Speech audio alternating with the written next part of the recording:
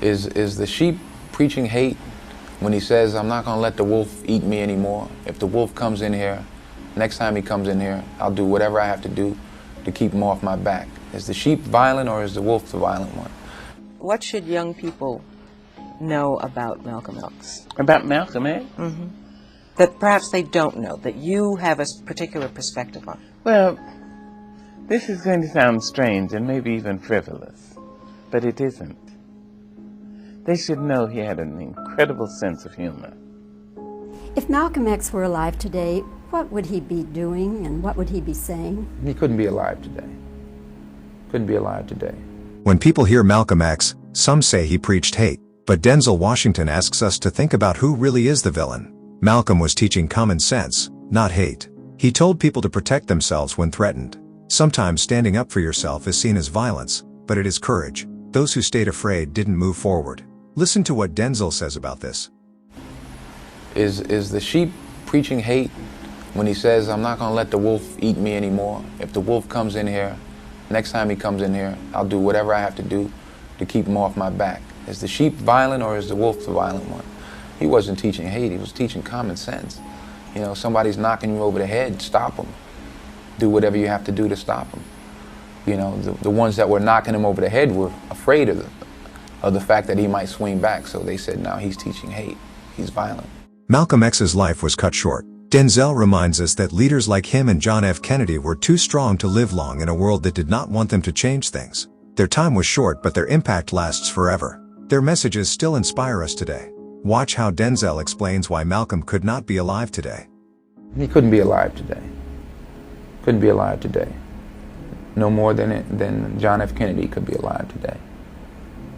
Those kinds of people who spoke their mind, their influence, their message is alive today. And hopefully we can learn something from that. But I don't think they could be alive today. I mean, they aren't, obviously, but they were too strong. What they had to give to this world, they had a short amount of time to give it. But what they've given to this world seems to be lasting, everlasting. Maya Angelou describes Malcolm X as a loving and faithful man who cared deeply about black people. She says courage was the most important thing about him. Without courage, you cannot be fair, kind, or just all the time. Malcolm was a faithful man, great loving person who really loved black people. And then one of the most courageous persons I've ever known. Courage is the most important of all the virtues, because without courage you can't practice any other virtue consistently. You can't be consistently kind, consistently fair, merciful, just, loving. You cannot. Maya said what made X special was his ability to accept when he was wrong. Malcolm changed when he traveled to Mecca and then later on went to West Africa. He admitted he was wrong to hate all white people. That took great courage. Maya says young people should read his books and learn from him. Malcolm, having said that all whites were blue-eyed devils, all this whites are that, he went to Mecca and he came to West Africa and he said, I have met white-skinned, blue-eyed men who I openly called brother. I was wrong.